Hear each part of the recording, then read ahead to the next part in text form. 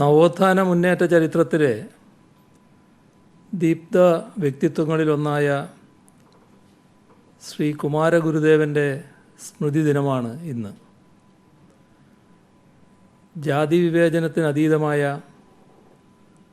സാമൂഹ്യ സമത്വത്തിൻ്റെ സന്ദേശം പടർത്തിക്കൊണ്ട് അടിച്ചമർത്തപ്പെട്ട വലിയൊരു വിഭാഗം ജനങ്ങളെ ഉണർത്തിയെടുത്ത നവോത്ഥാന നായകനായ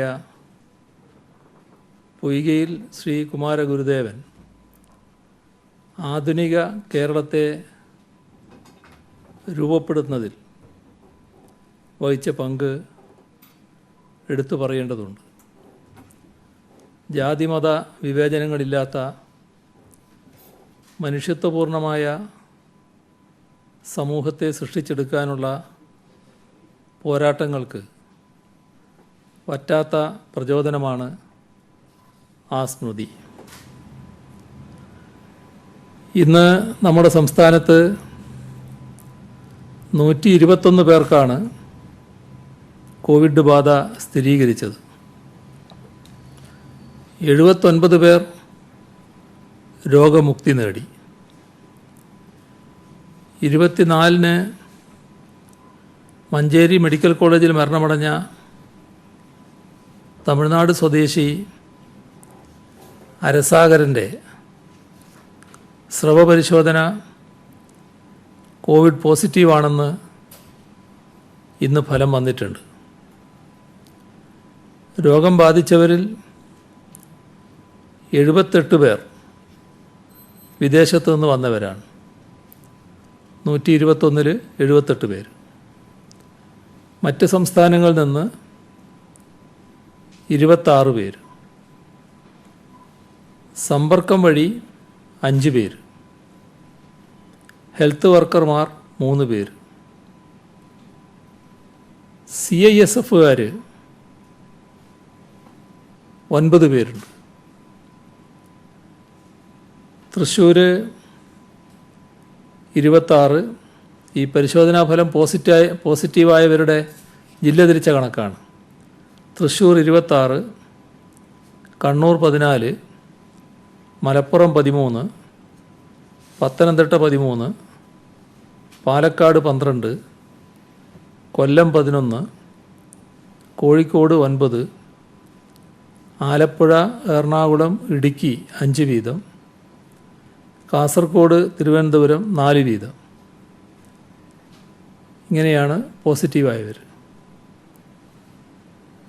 നെഗറ്റീവായവരുടെ ജില്ല തിരിച്ച കണക്ക്: തിരുവനന്തപുരം 3, കൊല്ലം 18, ആലപ്പുഴ, കോട്ടയം 8 വീതം, എറണാകുളം 4, തൃശ്ശൂർ 5, പാലക്കാട് 3, കോഴിക്കോട് 8, മലപ്പുറം 7, കണ്ണൂർ 13, കാസർഗോഡ് 2.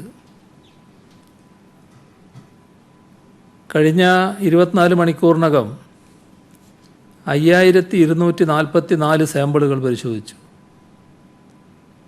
ഇതുവരെ 4311 പേർക്കാണ് രോഗം സ്ഥിരീകരിച്ചത്. ചികിത്സയിലുള്ളത് 2057 പേരാണ്. 1,80,617 പേരാണ് നിരീക്ഷണത്തിലുള്ളത്. 2662 പേർ ആശുപത്രികളിലാണ്. ഇന്ന് മാത്രം 281 പേരെ ആശുപത്രിയിൽ പ്രവേശിപ്പിച്ചു. എല്ലാ ഇനത്തിലുമായി ഇതുവരെ 2,24,727 ആളുകളിൽ നിന്നാണ് സാമ്പിളുകൾ ശേഖരിച്ച് പരിശോധനയ്ക്ക് അയച്ചത്. സ്വകാര്യ ലാബ് റിപ്പീറ്റ് സാമ്പിൾ ഉൾപ്പെടെ ഇതുവരെ 1,71,846 വ്യക്തികളുടെ സാമ്പിൾ പരിശോധനയ്ക്ക് അയച്ചതിൽ 2774 ഫലം വരാനുണ്ട്. ഇതുവരെ സെൻറ്റിനൽ സർവൈലൻസിൻ്റെ ഭാഗമായി മുൻഗണനാ വിഭാഗത്തിൽപ്പെട്ട 46,689 സാമ്പിളുകളാണ് ശേഖരിച്ചത്. അതിൽ 45,065 നെഗറ്റീവായിട്ടുണ്ട്. സംസ്ഥാനത്തെ ഹോട്ട്സ്പോട്ടുകളുടെ എണ്ണം 118. മലപ്പുറം ജില്ലയിലെ പൊന്നാനി താലൂക്കിൽ ഇന്ന് വൈകിട്ട് 5 മണി മുതൽ ജൂലൈ 6 അർദ്ധരാത്രി വരെ ട്രിപ്പിൾ ലോക്ക്ഡൗൺ നടപ്പാക്കും. എടപ്പാൾ, പൊന്നാനി പ്രദേശങ്ങളിൽ ധാരാളം കോവിഡ് കേസുകൾ റിപ്പോർട്ട് ചെയ്ത സ്ഥലങ്ങളിൽ വ്യാപകമായി ടെസ്റ്റുകൾ നടത്താൻ തീരുമാനിച്ചിട്ടുണ്ട്. പനി, ശ്വാസകോശ സംബന്ധമായ പ്രശ്നങ്ങൾ എന്നീ ലക്ഷണങ്ങളുള്ള എല്ലാവരെയും പരിശോധിക്കും.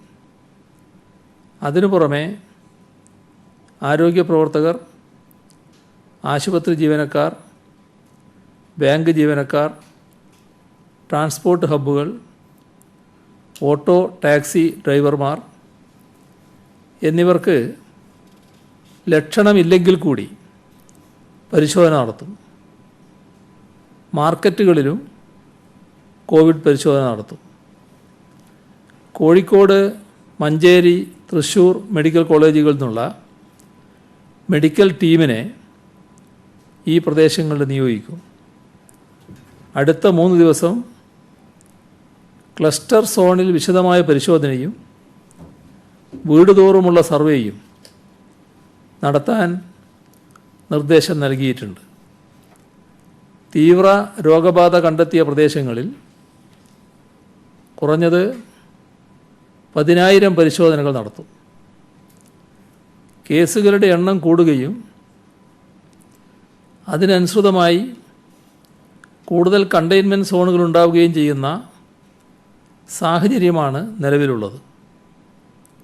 ഉറവിടം കണ്ടെത്താൻ സാധിക്കാത്ത കേസുകൾ ഉണ്ടാകുന്ന പ്രദേശങ്ങളിൽ ക്ലസ്റ്ററുകൾ രൂപം കൊള്ളുന്നുണ്ടോ എന്ന് പരിശോധിക്കാനും അത് സംഭവിക്കാതിരിക്കാനുള്ള നടപടികൾ സ്വീകരിക്കാനുമാണ് ശ്രമിക്കുന്നത്. കൃത്യമായ ഒരു ക്ലസ്റ്റർ മാനേജ്മെൻറ്റ് സ്ട്രാറ്റജി നടപ്പിലാക്കുന്നുണ്ട്. അതിനായി കേസുകളും അവയുടെ കോൺടാക്റ്റുകളും ഒരു പ്രദേശത്ത് എങ്ങനെ വിതരണം ചെയ്യപ്പെട്ടിരിക്കുന്നു എന്ന് മനസ്സിലാക്കി കണ്ടെയ്ൻമെൻറ്റ് സോണുകൾ പ്രഖ്യാപിക്കും. ആ പ്രദേശത്തേക്ക് കടക്കുന്നതിനും ഇറങ്ങുന്നതിനും കഴിയുമെങ്കിൽ ഒരു വഴി മാത്രം ഉപയോഗിക്കുന്ന രീതിയിൽ അവിടേക്കുള്ള വരവും പുറത്തോട്ടുള്ള പോക്കും കർശനമായി നിയന്ത്രിക്കും. വീടുകൾ സന്ദർശിച്ച് ശ്വാസകോശ സംബന്ധമായ മറ്റ് രോഗങ്ങൾ ബാധിച്ചവരുണ്ടോ എന്ന് കണ്ടെത്തി അവർക്ക് ആൻറ്റിജൻ ടെസ്റ്റുകൾ നടത്തും. പോസിറ്റീവ് കേസുകൾ കണ്ടെത്തിയാൽ കോണ്ടാക്ട് ട്രേസിംഗ് ആണ് അടുത്ത ഘട്ടം. അതുപോലെ കണ്ടെയ്ൻമെൻറ്റ് സോണുകളിൽ കേസുകളുടെ എണ്ണം പെരുകുന്ന സ്ഥിതിവിശേഷം ഉണ്ടാവുകയാണെങ്കിൽ അതിനെ നേരിടാനുള്ള സർജ് പ്ലാനും തയ്യാറാക്കിയിട്ടുണ്ട്. അത്തരം സാഹചര്യത്തിൽ രോഗികളെ ആശുപത്രികളിൽ കൊണ്ടുവരുന്നത് തൊട്ട് ആശുപത്രികളിൽ ആവശ്യമായ സൗകര്യങ്ങൾ ഒരുക്കുന്നതുവരെയുള്ള എല്ലാ കാര്യങ്ങളും ഉൾക്കൊള്ളുന്ന വിശദമായ പ്ലാനാണത്. ഇത്തരത്തിൽ രോഗവ്യാപനം തടയാനും ഉണ്ടായാൽ നേരിടാനുമുള്ള പരമാവധി മുൻകരുതലുകൾ നമ്മൾ യഥാസമയം എടുക്കുന്നുണ്ട്. ജനങ്ങളുടെ ആത്മാർത്ഥമായ സഹകരണമുണ്ടെങ്കിൽ മാത്രമേ ഇത് നമുക്ക് കാര്യക്ഷമമായി നടപ്പിൽ വരുത്താൻ സാധിക്കും. എല്ലാവർക്കും അറിയാവുന്നതുപോലെ LDF സർക്കാർ 5ാം വർഷത്തിലേക്ക് കടന്ന ഘട്ടമാണിത്. എന്നാൽ ഇത്തവണ വാർഷികാഘോഷങ്ങളൊന്നും വേണ്ട എന്ന് വെച്ചു. സർക്കാരിൻ്റെ നേട്ടങ്ങൾ എണ്ണിപ്പറയാൻ ഇല്ലാത്തതുകൊണ്ടല്ല വാർഷികാഘോഷം ഉപേക്ഷിച്ചത്. മനുഷ്യരാശി ഒരു മഹാമാരിയെ നേരിടുന്ന ഘട്ടമായതുകൊണ്ടാണ്. COVID-19-നെതിരായ പോരാട്ടത്തിൽ മറ്റെല്ലാം മാറ്റിവെച്ച് നാം ഒറ്റക്കെട്ടായി അണിനിരക്കുകയാണ്. അതിൻ്റെ ഫലവും ഉണ്ടായിട്ടുണ്ട്. ലോകത്ത് സമ്പത്ത് കൊണ്ടും ആധുനിക സൗകര്യം കൊണ്ടും ഉന്നതിയിൽ നിൽക്കുന്ന രാഷ്ട്രങ്ങൾ പോലും കേരളത്തിലേക്ക് ഉറ്റുനോക്കുകയാണ്. കോവിഡ് പ്രതിരോധത്തിൽ നമ്മുടെ സംസ്ഥാനത്തിൻ്റെ നേട്ടങ്ങൾ അന്താരാഷ്ട്ര ഏജൻസികളും ലോകമാധ്യമങ്ങളും തുറന്ന് അംഗീകരിക്കുകയാണ്. ഇത്തരമൊരു ഘട്ടത്തിൽ കോവിഡ് പ്രതിരോധം പുതിയ തലത്തിലേക്ക് എത്തിയ അവസരത്തിൽ പ്രത്യേകിച്ചും മറ്റേതെങ്കിലും അജണ്ടയ്ക്ക് പിന്നാലെ പോകാൻ സർക്കാരിന് താൽപ്പര്യമില്ല. എല്ലാ ഊർജവും ജനങ്ങളുടെ സംരക്ഷണത്തിനായി വിനിയോഗിക്കപ്പെടണം എന്നതാണ് സർക്കാരിൻ്റെ കാഴ്ചപ്പാട്.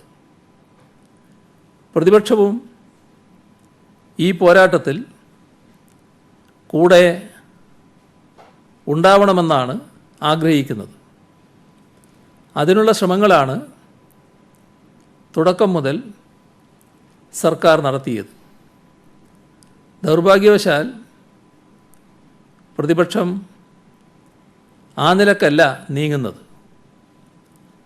സർക്കാരിനെ എതിർക്കുന്നത് സ്വാഭാവികമാണ്.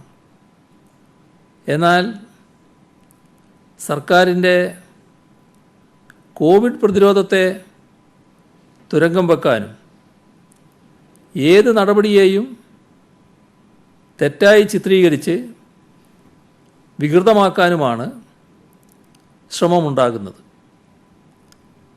സർക്കാരിൻ്റെ തുടക്കം മുതൽ നിഷേധാത്മക നിലപാടാണ് പ്രതിപക്ഷം സ്വീകരിച്ചത്. നാടിൻ്റെ വികസനം മുൻനിർത്തി സർക്കാർ സ്വീകരിച്ച എല്ലാ നടപടികളെയും അന്ധമായി എതിർത്തു. പ്രളയം വന്നപ്പോൾ അതിജീവനത്തിനായി ദുരിതാശ്വാസ നിധി കണ്ടെത്തുന്നതിനെ പോലും അട്ടിമറിക്കാൻ ശ്രമിച്ചു. കോവിഡ് കാലത്ത് സർക്കാർ ജീവനക്കാരുടെ ശമ്പളത്തിലൊരു ഭാഗം മാറ്റിവെക്കാൻ തീരുമാനിച്ചപ്പോൾ ആ ഉത്തരവ് കത്തിച്ചവരാണ് ഇവർ. ജനങ്ങൾ പ്രതിസന്ധിയിലായാലും നാടിൻ്റെ വഴിമുട്ടിയാലും സർക്കാരിനെ ആക്രമിച്ചാൽ മതി എന്ന മാനസികാവസ്ഥയിലാണ് അവരെത്തിയത്. അതിൻ്റെ ഒരു ഉദാഹരണമാണ് കഴിഞ്ഞ ദിവസം ടെക്നോസിറ്റിയിൽ കളിമൺ ഖനനം നടത്തുന്നുവെന്നും അത് അഴിമതിയാണ് എന്നും ആരോപിച്ച് പ്രതിപക്ഷ നേതാവ് രംഗത്തെത്തിയത്. ഒരു മാധ്യമം അത്തരമൊരു വാർത്ത പ്രസിദ്ധീകരിച്ചതിന് പിന്നാലെ പ്രതിപക്ഷ നേതാവും BJP സംസ്ഥാന അധ്യക്ഷനും ഏകോദര സഹോദരങ്ങളെപ്പോലെ ടെക്നോസിറ്റിയിലേക്ക് ഓടിയെത്തി അഴിമതി ആരോപണം ഉന്നയിച്ചു. ടെക്നോസിറ്റിക്ക് വേണ്ടി ഏറ്റെടുത്ത സ്ഥലത്ത് കളിമണ്ണുണ്ട് എന്നത് ശരിയാണ്. അത് ഖനനം ചെയ്യണമെന്ന് ആളുകൾ ആഗ്രഹിക്കുന്നുമുണ്ടാകാം. എന്നാൽ സർക്കാർ അക്കാര്യത്തിൽ ഒരു തീരുമാനവും എടുത്തിട്ടില്ല. പള്ളിപ്പുറം ടെക്നോസിറ്റി വക ഭൂമിയിൽ കളിമൺ നല്ല നിലയിൽ ലഭ്യമാണ്. ടെക്നോസിറ്റി സ്ഥലത്ത് നിന്നും സോഫ്റ്റ് സോയിൽ എടുത്ത് പകരം ഹാർഡ് സോയിൽ നിക്ഷേപിക്കാനുള്ളൊരു നിർദ്ദേശം കേരള ക്ലെയ്സ് ആൻഡ് സെറാമിക്സ് പ്രോഡക്ട്സ് എന്ന പൊതുമേഖലാ സ്ഥാപനം നേരത്തെ മുന്നോട്ട് വച്ചിരുന്നു. അന്ന് ഒരു ഉദ്യോഗസ്ഥതല സമിതിയെ ഖനനം സംബന്ധിച്ച സാധ്യതകൾ പഠിച്ച് റിപ്പോർട്ട് സമർപ്പിക്കാൻ നിശ്ചയിച്ചു. വ്യവസായ വകുപ്പ് director, mining and geology director, techno park CEO എന്നിവരടങ്ങുന്ന ആ സമിതി പരിശോധന നടത്തി. നിർദ്ദേശം അംഗീകരിക്കേണ്ടതില്ല എന്നാണ് തീരുമാനിച്ചത്. സർക്കാർ തലത്തിൽ കളിമൺ ഖനനത്തിന് അനുമതി നൽകാനുള്ള യാതൊരു തീരുമാനവും കൈക്കൊണ്ടിട്ടില്ല. ഇതിലെങ്ങനെയാണ് അഴിമതി ആരോപിക്കാൻ കഴിയുന്നത്? കാളപെറ്റോ എന്ന് കേൾക്കുമ്പോൾ കയറെടുക്കുന്നത് പഴഞ്ചൊല്ലിലുള്ളൊരു കാര്യമാണ്. ഇവിടെ നമ്മുടെ പ്രതിപക്ഷം കയറെടുക്കുകയല്ല, പാല് കറക്കാൻ തന്നെ ഓടുന്നതാണ് കാണുന്നത്. ഇതുവരെ ഉന്നയിച്ച ഒരു ആരോപണവും ക്ലച്ച് പിടിച്ചിട്ടില്ല. 5-ാം വർഷം എന്തെങ്കിലും പറഞ്ഞ് പുകമറ സൃഷ്ടിക്കാൻ ശ്രമിക്കുന്നത് ആ ജാള്യം മറച്ചുവെക്കാനും സർക്കാരിൻ്റെ പ്രവർത്തനങ്ങളെ എങ്ങനെയെങ്കിലും തളർത്താൻ കഴിയുമോ എന്ന് നോക്കാനുമാണ്. പത്രസമ്മേളനം വിളിച്ച് ഒരടിസ്ഥാനവുമില്ലാത്ത ആരോപണങ്ങൾ ഉന്നയിക്കുക, കുറച്ച് ദിവസം അതുതന്നെ ചർച്ചയാക്കാൻ ശ്രമിക്കുക, ഒടുവിൽ ഒന്നും തെളിയിക്കാനാവാതെ വാക്ക് മാറ്റിപ്പറഞ്ഞ് പിന്മാറുക. ഇതാണ് ബഹുമാന്യനായ പ്രതിപക്ഷ നേതാവ് നടത്തുന്ന അഭ്യാസം. ഇതിനു മുൻപ് അദ്ദേഹം ഉന്നയിച്ച ആരോപണങ്ങളും അതിൽ നിന്നുള്ള നിരുപാധിക പിന്മാറ്റവും കഴിഞ്ഞ ദിവസം തന്നെ നാം കണ്ടല്ലോ. ഒടുവിൽ അദ്ദേഹം ഉന്നയിച്ചത് സംസ്ഥാനത്ത് മൊബിലിറ്റി ഹബ്ബ് സംബന്ധിച്ച DPR തയ്യാറാക്കാൻ പ്രൈസ് വാട്ടർ ഹൗസ് കൂപ്പേഴ്സ് എന്ന കമ്പനിയെ ഏൽപ്പിച്ചത് ക്രമരഹിതമായിട്ടാണ് എന്നാണ്.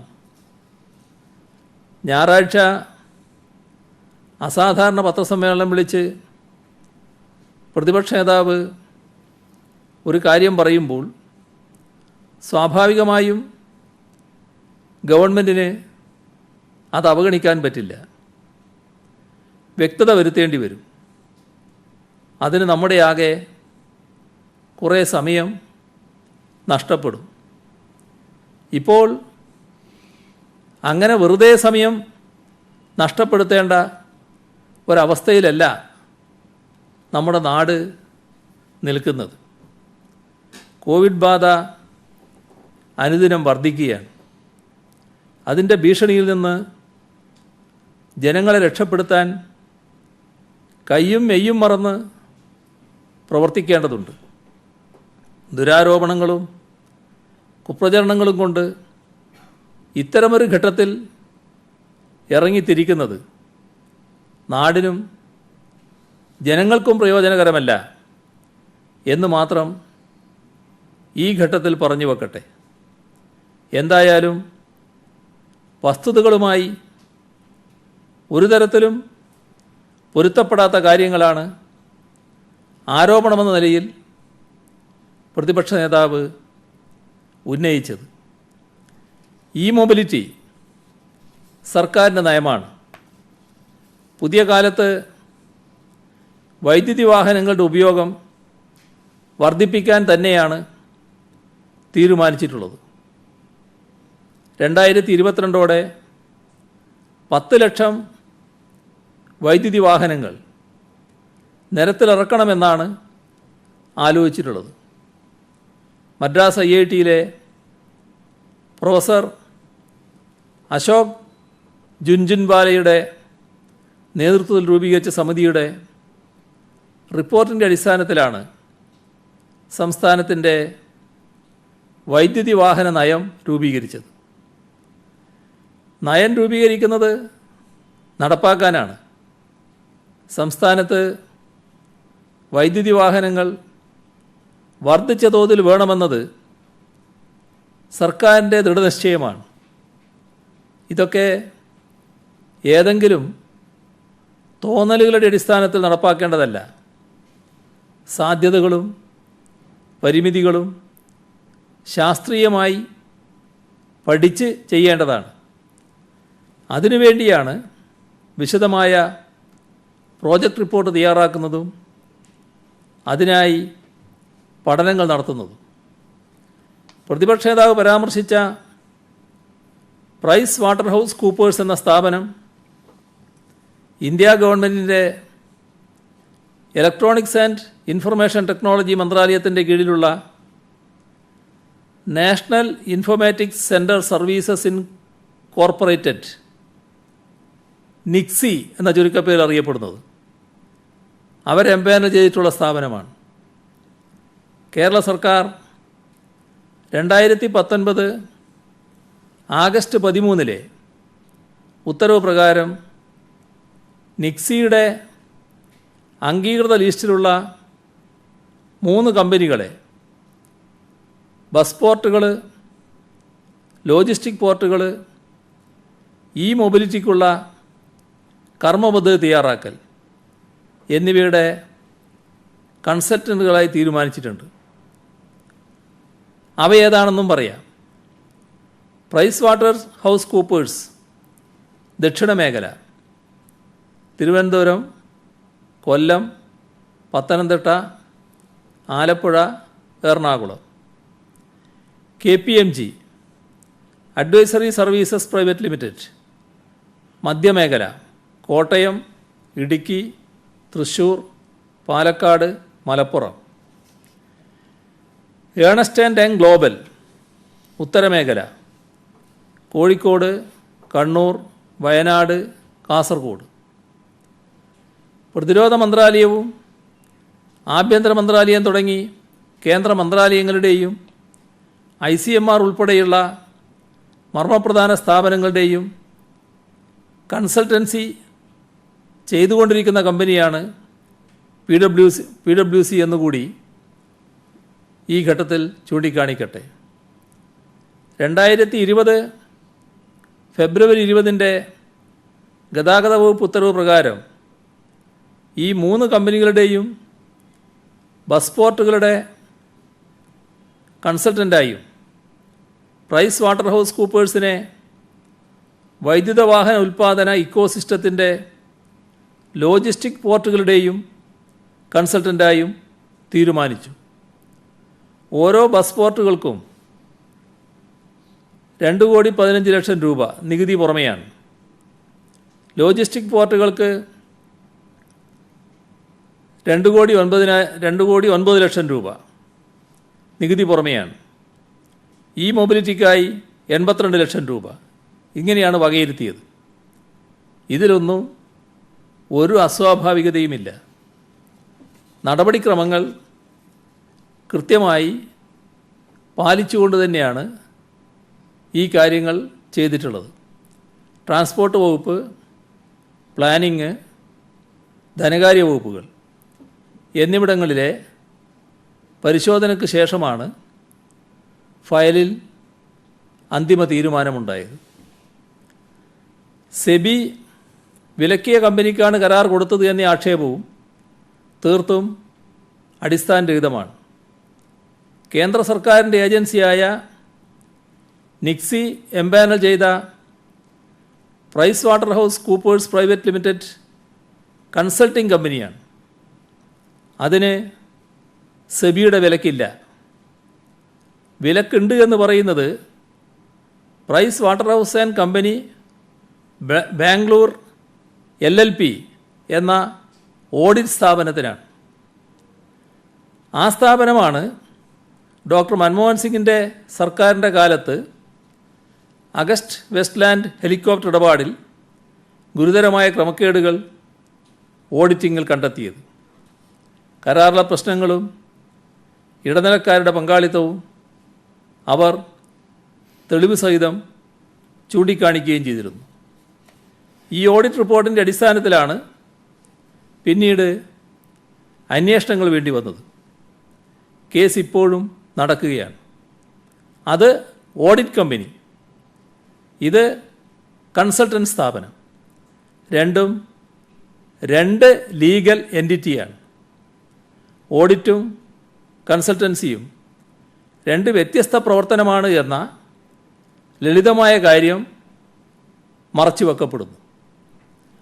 കേന്ദ്രം എംപാനൽ ചെയ്ത ഒരു ഏജൻസിയെ പ്രോജക്റ്റ് റിപ്പോർട്ട് തയ്യാറാക്കാൻ ചട്ടപ്രകാരം ചുമതലപ്പെടുത്തിയതിൽ എന്ത് ക്രമക്കേടാണുള്ളത് എന്ന് പറയാൻ പ്രതിപക്ഷ നേതാവിന് കഴിഞ്ഞിട്ടില്ല. കേരളത്തിൻ്റെ ഭാവി ആവശ്യമാണ് പുതിയ ട്രാൻസ്പോർട്ട് നയം.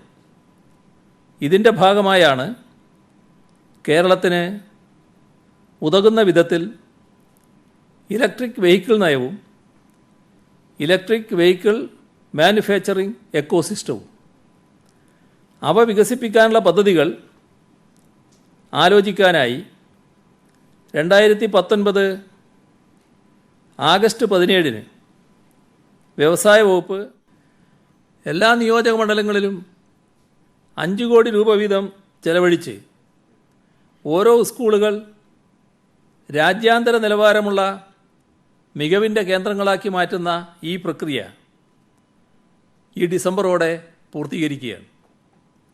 ഈ മഹാമാരിയുടെ കാലത്ത് നമ്മുടെ വിദ്യാലയങ്ങളെ സജ്ജമാക്കാൻ സെക്കൻഡറി, ഹയർ സെക്കൻഡറി തലത്തിലെ 45,000 ക്ലാസ് റൂമുകളാണ് ഹൈടെക്കാക്കി മാറ്റിയത്. രാജ്യത്തിൻ്റെ മറ്റ് സംസ്ഥാനങ്ങളിൽ നിന്ന് തീർത്തും വ്യത്യസ്തമായ രീതിയിൽ ഈ മഹാമാരിയുടെ കാലത്ത് നമ്മുടെ വിദ്യാഭ്യാസ രംഗം സജീവമായി നിൽക്കുന്നതിനിടയാക്കിയതാണിത്. 11,000 LP UP സ്കൂളുകളും ആധുനികവൽക്കരിക്കാൻ കഴിഞ്ഞു. 25ഓളം ആശുപത്രികളിൽ 2,200 കോടി രൂപ ചെലവിൽ അടിസ്ഥാന സൗകര്യ വികസനം പുരോഗമിക്കുകയാണ്. ഇതിൽ പുനലൂർ താലൂക്ക് ആശുപത്രി, Cochin cancer centre, Ernakulam general ആശുപത്രി എന്നിവയുടെ വികസനം ഈ വർഷം പൂർത്തിയാക്കും. നാളിതുവരെ ഉണ്ടാകാത്ത വിധം വ്യവസായങ്ങൾക്ക് വേണ്ടിയുള്ള സ്ഥലമെടുപ്പിന് 14,000 കോടി രൂപയാണ് വകയിരുത്തിയത്. ഇതിൽ 977 കോടി രൂപ ചെലവിട്ട് പെട്രോ കെമിക്കൽ പാർക്കിൻ്റെ ഭൂമി ഏറ്റെടുക്കൽ പൂർത്തിയായി കഴിഞ്ഞു. ഭൂമിയുടെ വിലയായ 434 കോടി രൂപ ആദ്യ നിക്ഷേപ സംരംഭകരായ BPCL മുതൽ മുടക്കി കഴിഞ്ഞു. കൂടുതൽ പറയുന്നില്ല. ഇതൊക്കെ മലർപ്പൊടിക്കാരൻ്റെ സ്വപ്നമാണോ? ഉഡായിപ്പാണോ? ഇത് ജനങ്ങൾ തീരുമാനിക്കട്ടെ.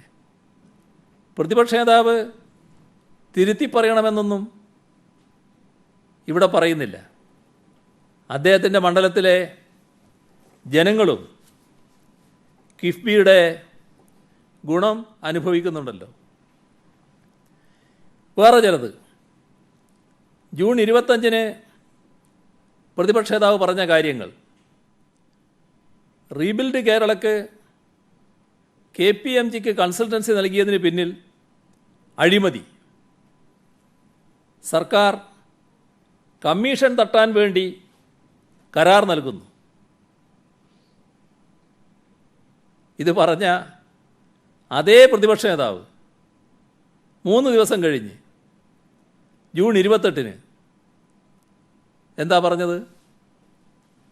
അദ്ദേഹം പറഞ്ഞ കാര്യം, കഴിഞ്ഞ ദിവസം ഞാൻ എന്ന് പറഞ്ഞ പ്രതിപക്ഷ നേതാവ് അദ്ദേഹം KPMGക്ക് കൺസൾട്ടൻസി കൊടുത്ത കാര്യം നിങ്ങളുടെ ശ്രദ്ധയിൽപ്പെടുത്തുകയുണ്ടായി.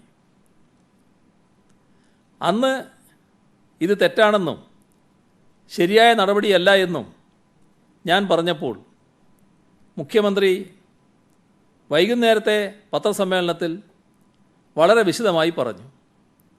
ചട്ടങ്ങളും നിയമങ്ങളും പാലിച്ചാണ് KPMGക്ക് കൺസൾട്ടൻസി കൊടുത്തത് എന്ന് അദ്ദേഹം പറഞ്ഞു.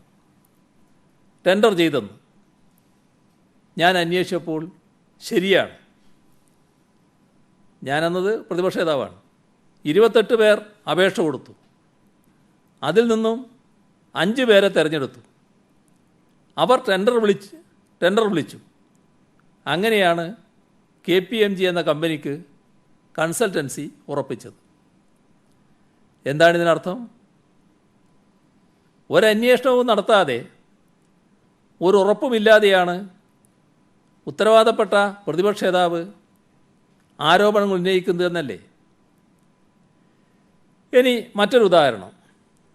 ഏപ്രിൽ 15 അദ്ദേഹം പറഞ്ഞു, ഇപ്പോൾ നമുക്കറിയാൻ കഴിഞ്ഞത് റേഷൻ കാർഡ് ഉടമകളായ 87 ലക്ഷം പേരുടെ ഡാറ്റ ഇവർക്ക് ഓൾറെഡി പോയിട്ടുണ്ട് എന്നുള്ളതാണ്.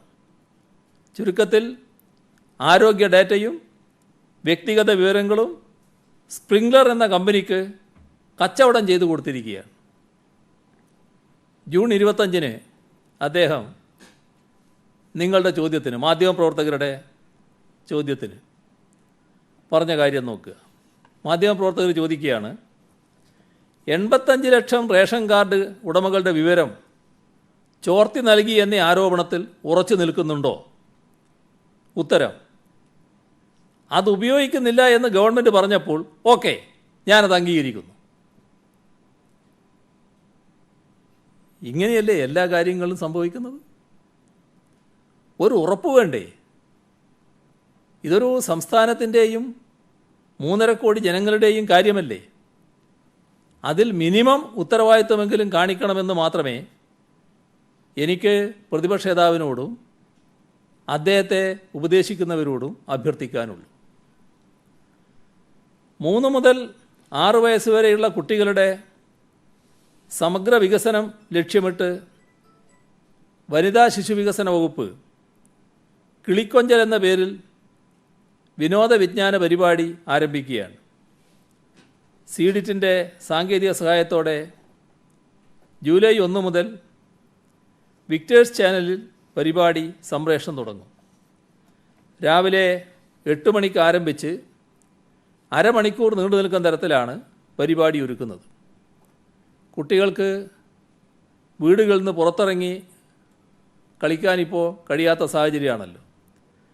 അത്തരമൊരു സാഹചര്യത്തിൽ അവരുടെ ശാരീരിക മാനസിക വികാസം ഉറപ്പിക്കാൻ ഈ പരിപാടി ഉതകും. കൂട്ടുകാരുമായി കളിച്ചുല്ലസിക്കാൻ സാധിക്കാത്ത സാഹചര്യമാണ് നിലനിൽക്കുന്നത്. സ്വാഭാവികമായും കുട്ടികളിലെ പിരിമുറക്കം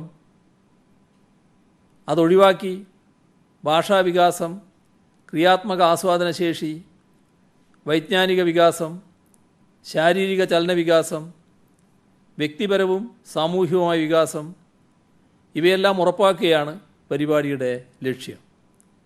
വ്യക്തിത്വ രൂപീകരണം ലക്ഷ്യം വെച്ചുള്ള പരിപാടി കുഞ്ഞുങ്ങൾക്കൊപ്പമിരുന്ന് കാണുന്നതിനും പ്രയോജനപ്പെടുന്നതിനും മാതാപിതാക്കളും സവിശേഷ ശ്രദ്ധ നൽകേണ്ടതാണ്. ഇന്നത്തെ ഘട്ടത്തിൽ സഹായം നൽകുന്നത് മറൈൻ ഫോറം തിരുവനന്തപുരം കേരള പോലീസിന് 400 റെയിൻകോട്ട്, 650 PPE കിറ്റ് എന്നിവ കൈമാറിയിട്ടുണ്ട്. VHSE നാഷണൽ സർവീസ് സ്കീം വിദ്യാർത്ഥി വളണ്ടിയർമാർ 300ഓളം പഞ്ചായത്തുകളിലേക്ക് 1.5 ലക്ഷം ബ്രേക്ക് ദ ചെയിൻ ഡയറി നിർമ്മിച്ച് നൽകുമെന്നറിയിച്ചു. ദുരിതാശ്വാസ സഹായം കോഴിക്കോട് ജില്ലാ സഹകരണ ആശുപത്രി ആദ്യ ഗഡു 11,68,000 രൂപ. ISRO പെൻഷനേഴ്സ് അസോസിയേഷൻ രണ്ടാം ഗഡു 7 ലക്ഷം രൂപ. അപ്പോൾ ആകെ കൈമാറിയത് 12 ലക്ഷം രൂപ. കശുവണ്ടി വികസന കോർപ്പറേഷൻ തൊഴിലാളികളും ജീവനക്കാരും 5,25,000 രൂപ. പഴയ കുന്നുമ്മൽ ഗ്രാമപഞ്ചായത്ത് 5 ലക്ഷം രൂപ. നെല്ലിമൂട് വനിതാ സഹകരണ സംഘം 2,64,480 രൂപ. Thumba aeronautical society of India 2 ലക്ഷം. DYFI Kizhakke Champad unit team Kunnoth പീടിക വാട്സപ്പ് കൂട്ടായ്മ എന്നിവർ ചേർന്ന് ബിരിയാണി ചാലഞ്ചിലൂടെ സമാഹരിച്ച 1,01,000 രൂപ. വയനാട് ഇക്കോ ടൂറിസം അസോസിയേഷൻ 1 ലക്ഷം രൂപ. പാങ്ങപ്പാറ ശ്രീനാരായണ ഗുരു മന്ദിര സമിതി റെസിഡൻസ് വെൽഫെയർ സഹകരണ സംഘം 1 ലക്ഷം. കോടിയേരി ശ്രീമുദ്ര കലാകായിക സാംസ്കാരിക സമിതി 60,425. ഈസ്റ്റ് മൊകേരിയിലെ EMS സ്മാരക വായനശാല 51,134. SFI Uzhamalakkal local committee newspaper കളക്ഷനിലൂടെയും ബിരിയാണി ചാലഞ്ചിലൂടെയും സമാഹരിച്ച 20,000 രൂപ.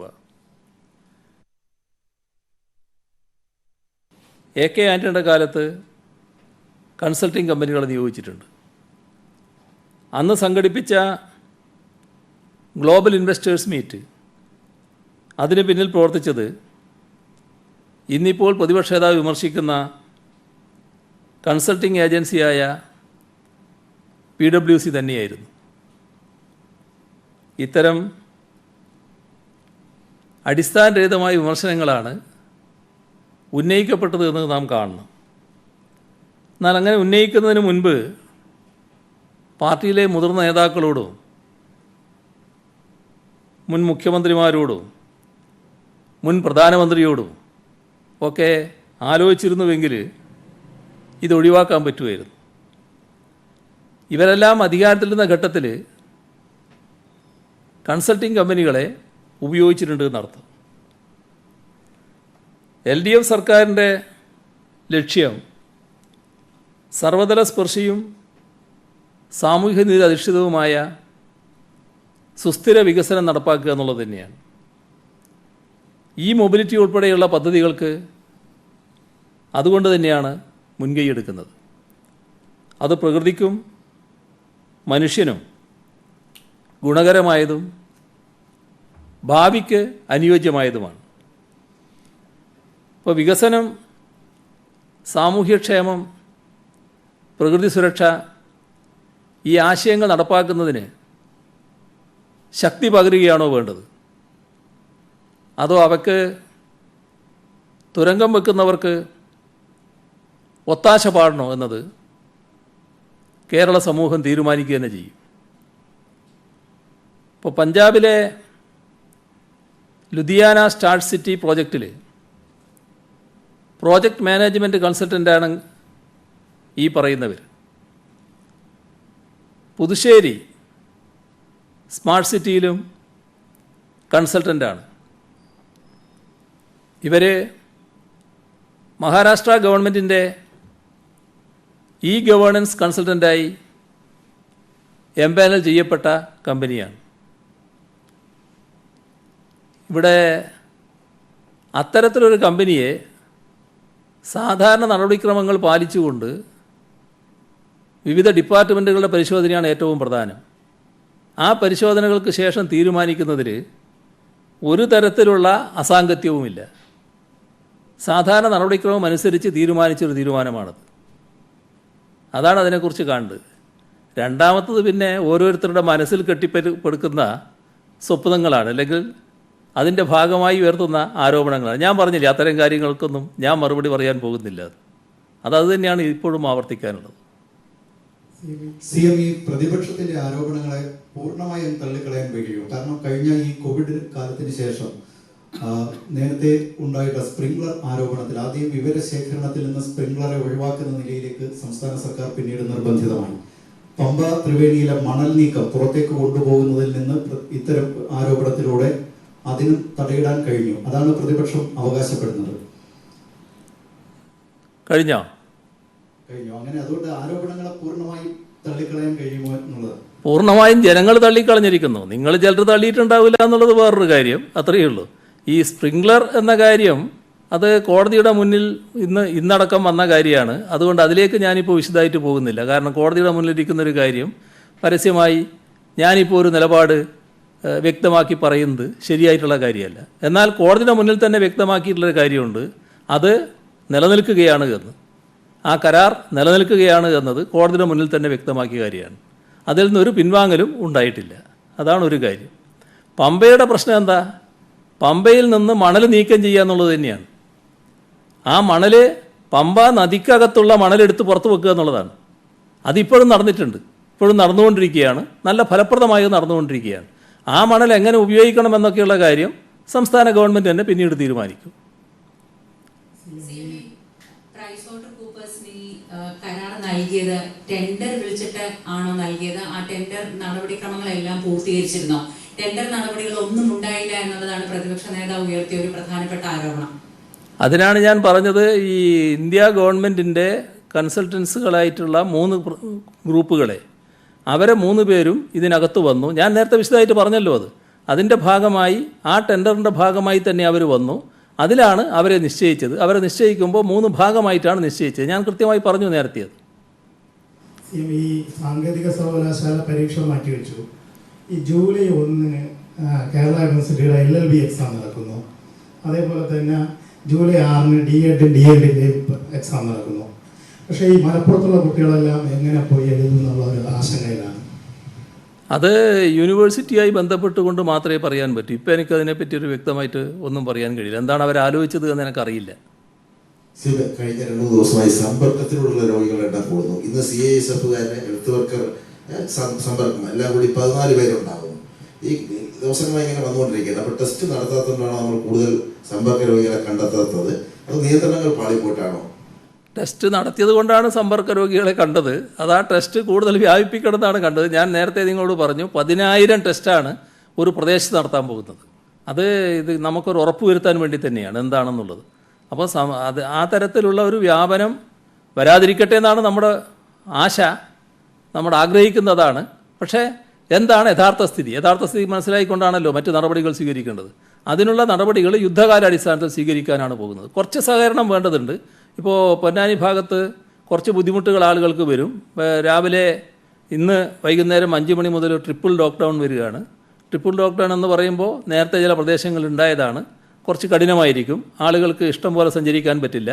ആരും പുറത്തിറങ്ങുന്ന അവസ്ഥയുണ്ടാകരുത്. അവിടെ സാധനങ്ങൾ വേണമെങ്കിൽ അറിയിച്ചാൽ ആളുകൾ എത്തിച്ചു കൊടുക്കും. അതുമായിട്ട് പൂർണ്ണമായി സഹകരിക്കുക. നാടിൻ്റെ ഒരു ആവശ്യത്തിനാണ് എന്ന മട്ടിൽ ജനങ്ങൾ സഹകരിക്കണമെന്നാണ് എനിക്ക് ഈ ഘട്ടത്തിൽ അഭ്യർത്ഥിക്കാനുള്ളത്. ഈ രോഗികളുടെ എണ്ണം വർദ്ധിച്ചു വരുന്ന സാഹചര്യത്തിൽ ചില മാധ്യമങ്ങളൊക്കെ റിപ്പോർട്ട് ചെയ്യുന്നത് വീടുകളിൽ ചികിത്സക്ക് പദ്ധതി വരുന്നത്, അങ്ങനെ എന്തെങ്കിലും ആലോചന നടക്കുന്നുണ്ടോ? ഈ ഘട്ടത്തിൽ വീട്ടിൽ ചികിത്സയുടെ ആവശ്യം വരുന്നില്ല. കാരണം ഇപ്പോൾ നമുക്ക് നമ്മുടെ എല്ലാ ആശുപത്രികളിലും ആവശ്യമായത്ര സൗകര്യവും കാര്യങ്ങളുമുണ്ട്. എന്നാൽ ചില പ്രദേശങ്ങളിൽ ഇത് വല്ലാതെ വ്യാപിച്ച ഘട്ടത്തിലുണ്ടായിട്ടുള്ള ചില കാര്യങ്ങളുണ്ട്. അത് വെച്ചായിരിക്കും അത്തരം ചില അഭ്യൂഹങ്ങൾ പരക്കുന്നത്. അത് ഇപ്പോൾ നമ്മുടെ നാട്ടിൽ ആവശ്യമുള്ളൊരു കാര്യമല്ല. CME പോലീസ് റാങ്ക് ലിസ്റ്റിന്റെ കാലാവധി നാളെ തീരുകയാണ്. അത് നീട്ടാൻ എന്തെങ്കിലും സാധ്യതയുണ്ടോ? ഇല്ല.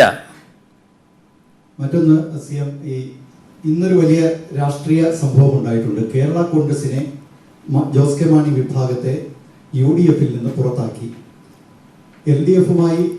LDF-ലേക്ക് കൊണ്ടുവരുന്നത് സംബന്ധിച്ച് എന്തെങ്കിലും തരത്തിൽ ചർച്ചകൾക്ക് തുടക്കം കുറിക്കുമോ, അല്ലെങ്കിൽ അവരെ സ്വാഗതം ചെയ്യുമോ? എന്താണ് മുഖ്യമന്ത്രിയുടെ? അത് UDF-നകത്തുണ്ടായ ഒരു ആഭ്യന്തര കാര്യമാണ്. എന്താണ് നിലപാട് എന്നത് അവർ തന്നെ വ്യക്തമാക്കേണ്ട കാര്യമാണ്. UDF നിലപാട് വ്യക്തമാക്കി കഴിഞ്ഞു. ജോസിൻ്റെ വിഭാഗം അവർ കേരള കോൺഗ്രസ് UDF-ന്റെ കൂടെ ഇല്ല എന്നവർ വ്യക്തമാക്കി കഴിഞ്ഞിട്ടുണ്ട്. അതിന് മറ്റു കാര്യങ്ങൾ തുറന്നു വരേണ്ട കാര്യങ്ങളാണ്. ഇപ്പം ഞങ്ങളത് സംബന്ധിച്ച് പ്രത്യേകമായി ഒന്നും ആലോചിച്ചിട്ടില്ല. LDF-ലേക്ക് വരാൻ യോഗ്യതയുള്ള പാർട്ടിയാണ് ജോസ് കെ മാണിയുടെ കേരള കോൺഗ്രസ് എന്ന് CM കരുതുന്നുണ്ടോ? അതൊരു പ്രത്യേക ഘട്ടത്തിൽ ആലോചിക്കേണ്ട കാര്യമാണ്. ഇപ്പം അങ്ങനെ ഒരു ആലോചനയുടെ ഘട്ടം ആയിട്ടില്ല. കണിച്ചുകുളങ്ങര SNDP നേതാവ് മഹേഷിന്റെ മരണവുമായി ബന്ധപ്പെട്ട് വെള്ളാപ്പള്ളിക്കെതിരെ അദ്ദേഹത്തിന്റെ കുടുംബാംഗങ്ങൾ ഇന്ന് CM-ന് പരാതി നൽകിയിട്ടുണ്ടെന്ന് പറയുന്നു. അതൊരു പരാതി കിട്ടിയിട്ടുണ്ടോ? അതിലെന്ത് നടപടിയാണ് സർക്കാർ ഉദ്ദേശിക്കുന്നത്? അതുമായി ബന്ധപ്പെട്ട് നേരത്തെ തന്നെ സ്വാഭാവികമായ നിയമ നടപടികൾ, അതിൽ ഒരു തരത്തിലുള്ള പക്ഷപാതിത്വവുമില്ലാതെ നടത്തുന്നതിനുള്ള നിർദ്ദേശങ്ങൾ നൽകിയിട്ടുണ്ട്. ആവശ്യമായ നടപടികൾ സ്വീകരിക്കും. ചില സർക്കാർ ഓഫീസുകളിൽ പകുതി ജീവനക്കാർ മാത്രം ഹാജരായി മതി എന്ന് പറയുന്നു. പക്ഷെ സംസ്ഥാനത്ത് എയ്ഡഡ് സ്കൂളുകളിൽ വ്യാപകമായി മുഴുവൻ ജീവനക്കാരും അധ്യാപകരും അനധ്യാപകരും എല്ലാവരും എത്തണമെന്ന് പറഞ്ഞ് അവർ നിർദ്ദേശിക്കുന്നു. അതിനെക്കുറിച്ച് എന്തെങ്കിലും നിർദ്ദേശം കൊടുത്തിട്ടുണ്ടോ അല്ലെങ്കിൽ കൊടുക്കുമോ? ഇപ്പോൾ അധ്യാപകർ സാധാരണഗതിയിൽ ഈ കോവിഡ് പ്രവർത്തനങ്ങളെ സഹായിക്കണമെന്ന് നിർദ്ദേശം നൽകിയിട്ടുണ്ട്. കാരണം ഓരോ പ്രദേശത്തും ധാരാളം പ്രവർത്തനങ്ങൾ നടത്താനുണ്ട്. നമ്മുടെ വളണ്ടിയർമാരും മറ്റും വലിയ തോതിൽ നേരത്തെ മുതലേ പ്രവർത്തിച്ചു വരികയാണ്. അപ്പോൾ നമ്മുടെ സർക്കാർ ജീവനക്കാരും അധ്യാപകരും ഇപ്പോൾ പ്രത്യേകിച്ച് ഓഫീസുകളിൽ ഹാജരാകാതെ സ്കൂളുകളിൽ ഹാജരാകാതെ നിൽക്കുന്നവരുണ്ട്. അവരെല്ലാവരും ഈ പ്രവർത്തനത്തിൽ നല്ലതുപോലെ ഭാഗഭാക്കാവണമെന്നാണ് കണ്ടിട്ടുള്ളത്. അത് കലക്ടർമാർക്ക് നിർദ്ദേശം നൽകിയിട്ടുണ്ട്. അവരുടെ നിർദ്ദേശമനുസരിച്ച് പ്രവർത്തിക്കേണ്ടതായിട്ടുണ്ട്. അതാണിപ്പോൾ സർക്കാർ നൽകിയിട്ടുള്ള നിർദ്ദേശം. സ്പ്രിംഗ്ലർ സംബന്ധിച്ച് സിഎം സൂചിപ്പിച്ചിരുന്നു. അത് സംബന്ധിച്ച് പരിശോധിക്കാൻ മുൻ ഉദ്യോഗസ്ഥരുടെ ഒരു സംഘത്തെ ചുമതലപ്പെടുത്തിയിരുന്നു. അതിനൊരു സ്റ്റാറ്റസ് എന്താണ് സിഎം? അതിൻ്റെ റിപ്പോർട്ട് വന്നിട്ടില്ല. അവർ പരിശോധനയിൽ തന്നെയാണ്. CM ജോസ് കെ മാണി വിഭാഗത്തെ മുന്നണിയിലെടുക്കുന്നത് സംബന്ധിച്ച്, മുന്നണിക്കൊപ്പം കൂട്ടുന്നത് സംബന്ധിച്ച് ഇതുവരെ ആലോചന നടന്നിട്ടില്ല എന്ന് പറഞ്ഞു. പക്ഷേ ഇനി അത്തരമൊരു ആലോചന നടക്കാനുള്ള സാധ്യത ഉണ്ടോ? രാഷ്ട്രീയത്തിൽ ഒരു കാര്യവും എല്ലാ കാലത്തേക്കുമായിട്ട് പറയാൻ കഴിയില്ല. അതത് ഘട്ടത്തിലുള്ള സാഹചര്യത്തിനനുസരിച്ചാണ് കാര്യങ്ങൾ തീരുമാനിക്കുക. അത് സാഹചര്യത്തിനനുസരിച്ച് തീരുമാനിക്കേണ്ട കാര്യമാണ്. CM കേന്ദ്ര സർക്കാർ കഴിഞ്ഞ ദിവസം സംസ്ഥാന സർക്കാരിനെ അഭിനന്ദിച്ചുകൊണ്ട് ഒരു കത്തയക്കുകയും അത് പുറത്തു വരികയും ചെയ്തു. അതിന് പിന്നാലെ കേന്ദ്രമന്ത്രി പറഞ്ഞത് അതിനകത്തുള്ള വാചകങ്ങൾ അഭിനന്ദനമല്ല, മണ്ടത്തരം തിരുത്തിയതിനു വേണ്ടി അത് തിരുത്തിയതിനുള്ള അഭിനന്ദനമാണ് നൽകിയതെന്നാണ്. മുഖ്യമന്ത്രി ശ്രദ്ധയിൽ അത് പെട്ടിരുന്നു. അതിന് നമ്മുടെ അവരുടെ കൂടെ തന്നെയുള്ള ഒരു പഴയ മന്ത്രി പറഞ്ഞ കാര്യം എനിക്ക് പറയാനുള്ളൂ. അദ്ദേഹം എന്താ പറഞ്ഞത്? സാധാരണ ഏഴാം തരക്കാരന് തന്നെ ആ ഇംഗ്ലീഷിൻ്റെ അർത്ഥം അറിയാമെന്നാണ് ആ വാക്കിൻ്റെ, കോംപ്ലിമെൻറ്റിൻ്റെ. അത് അദ്ദേഹം പറഞ്ഞാണ്. അതുമാത്രമേ എനിക്കും പറയാനുള്ളൂ. ജോസ് കെ മാണിയുടെ കാര്യമാണ്. ജോസ് കെ മാണി ഇപ്പോൾ UDF ഇല്ലാത്ത അവസ്ഥയാണ്. LDF സ്വീകരിച്ചില്ലെങ്കിൽ BJP പോകുന്ന അവസ്ഥയാണ്. അത്തരമൊരു സാഹചര്യം LDF-ഉം CPM-ഉം ആഗ്രഹിക്കുന്നുണ്ടോ? അല്ല, അങ്ങനെ അദ്ദേഹത്തെയും അദ്ദേഹത്തിൻ്റെ പാർട്ടിയെയും ആ തരത്തിലൊരു നിലപാടില്ലാത്തവരായിട്ട് ചിത്രീകരിക്കേണ്ടതായിട്ടില്ല. ഒരു പ്രശ്നങ്ങളൊക്കെ ഉയർന്നു വരുമ്പോഴാണല്ലോ, ഒരു സാഹചര്യത്തിലാണല്ലോ പാർട്ടിയുടെ നിലപാടൊക്കെ വരിക. ആ നിലപാടുകൾ വരട്ടെ. അതിനു മുമ്പിൽ എന്തിനാണ് നിങ്ങൾ വല്ലാതെ വേവലാതിപ്പെടുന്നത്? ഇതേ ചോദ്യം ചോദിച്ചു. അതിനകത്ത് UDF-നകത്ത് പ്രശ്നങ്ങൾ ഉണ്ടായപ്പോൾ ഇതേ ചോദ്യം അങ്ങോട്ട് ചോദിച്ചപ്പോൾ അങ്ങ് ഒന്നും പ്രതികരിച്ചില്ല. ഞാനത് പറയുന്നില്ല എന്ന് പറഞ്ഞു. ഇന്ന് വളരെ സജീവമായി പ്രതികരിക്കുന്നു. ഒരു നിലപാട് മാറ്റത്തിന്റെ സൂചനയാണോ?